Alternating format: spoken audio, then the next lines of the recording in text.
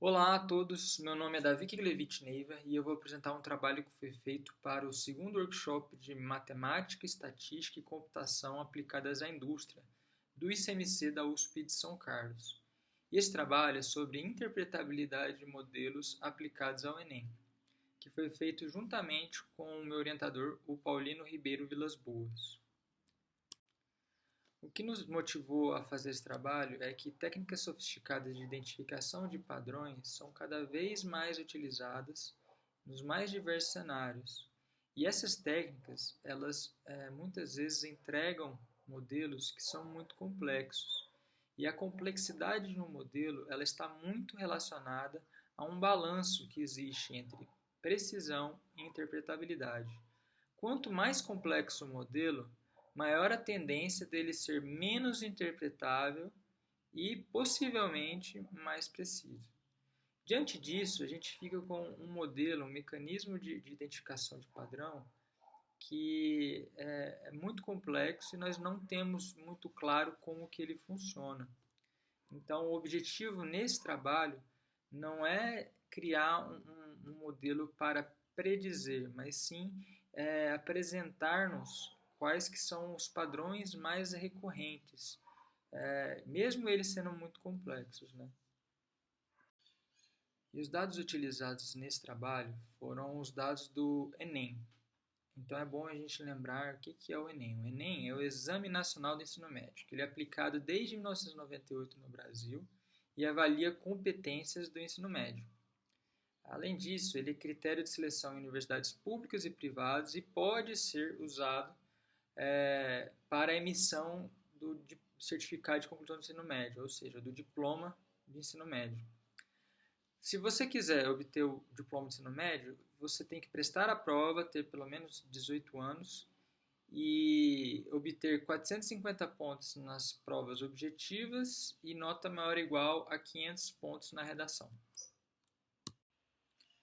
E nesses dados do Enem são disponibilizadas informações anonimizadas do participante, como faixa etária, sexo, a cor, ano de conclusão do ensino médio, entre outras questões, características da escola, então se é uma escola privada, se é uma escola federal, municipal, militar, localização, se é rural, urbana, entre outros, e o questionário socioeconômico, então que vai trazer dados da escolaridade dos pais, a renda familiar, se esse participante tem acesso à internet ou não, entre outras questões. E é válido lembrar que o questionário ele foi montado de forma que valores mais altos respondidos vão representar maior valor da resposta. Então, por exemplo, se esse participante marca a alternativa 8 da renda familiar, é porque ele tem uma renda bem maior que um outro participante que marcou a alternativa 4. Então, existe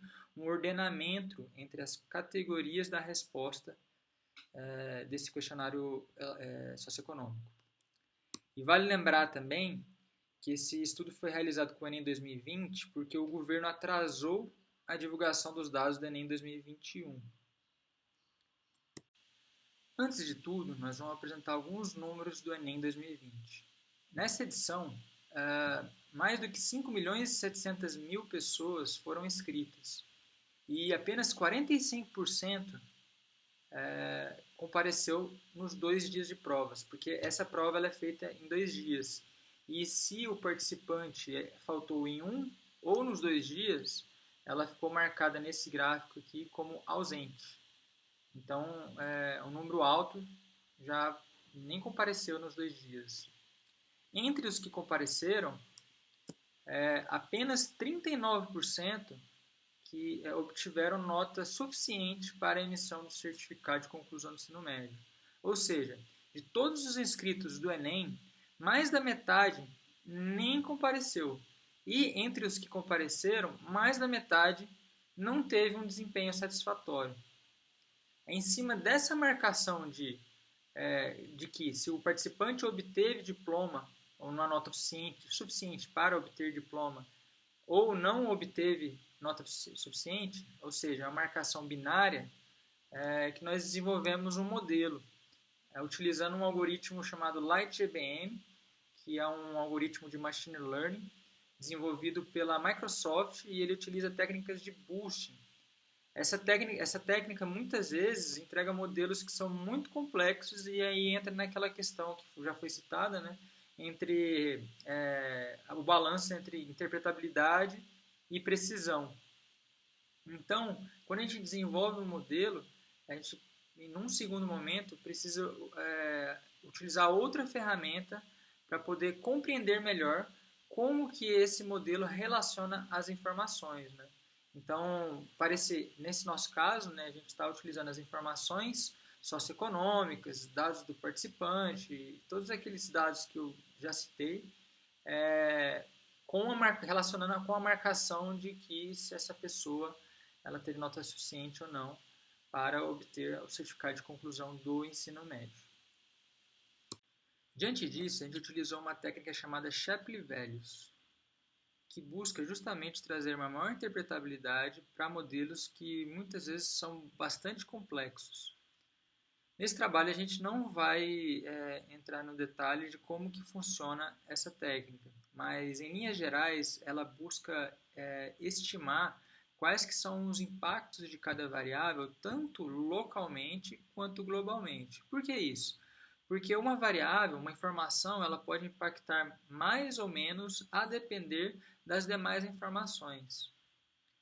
Então, a gente consegue gerar uma representação gráfica como essa daqui que está sendo apresentada na tela, chamada Summary Plot.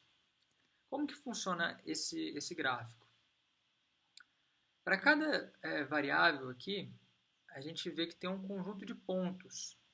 Cada ponto representa um candidato, porque aqui a gente já está aplicando no nosso modelo que a gente desenvolveu com o conjunto de dados do Enem. Então, existe um participante da prova. A cor está relacionada ao preenchimento dessa variável. Então, aqui, por exemplo, para a renda mensal familiar, a gente vê que valores azuis apontam participantes que têm uma renda familiar maior, enquanto vermelho uma renda familiar menor.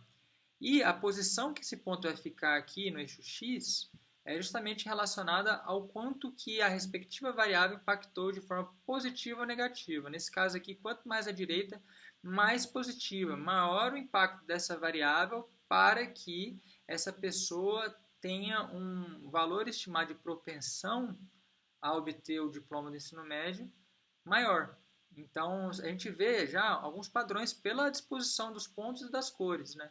Aqui, por exemplo, pessoas que têm uma renda familiar maior, elas tendem a ter uma maior propensão a ter uma nota maior do que a mínima para obter esse diploma. Além disso, a disposição dessas variáveis aqui, a ordem, ela não é por acaso. Todos esses impactos aqui é feito em cima do absoluto, né, valor absoluto, e é feita uma média. Então, essa variável aqui, a renda mensal, foi a que mais impactou. A segunda variável é o computador na casa. O computador na casa não é muito surpresa para a gente, uma vez que esse Exame Nacional de Ensino Médio foi feito logo depois da pandemia. Tempo de conclusão do ensino médio, faixa etária, a ocupação do pai, né? Então, a gente vê que quanto maior uma ocupação que tende a ter uma renda maior a contribuição dessa variável. Então, assim, a gente observa aqui, principalmente, por exemplo, escola federal, se a pessoa estuda numa escola federal, ela tende a ser impactada positivamente por isso. A escolaridade da mãe, do pai, inclusive a cor. Então, infelizmente, se a pessoa for branca, ela tende a ter existe um padrão de que pessoas brancas elas se saem melhor do que as demais. Entre outras questões que em cima desse gráfico a gente pode passar muito tempo discutindo e buscando padrões que possam ser, inclusive, motivos de estudos posteriores, né? Essa daqui é a representação global feita através do Summary Plot, né? Como eu disse, a gente pode obter os impactos de cada variável localmente. Então, aqui nós colocamos um exemplo, né? Então, tem um participante aqui que ele teve uma probabilidade muito grande de ter um diploma de ensino médio, 82%. E essas aqui são as variáveis que mais contribuíram. Já nesse segundo participante, ele teve uma propensão muito menor de obter esse diploma do ensino médio. E essas são as respectivas variáveis. Com essa ferramenta, a gente consegue utilizar o modelo para elucidar quais que são os padrões e, inclusive, servir de motivação e, inclusive, para poder ter estudos posteriores.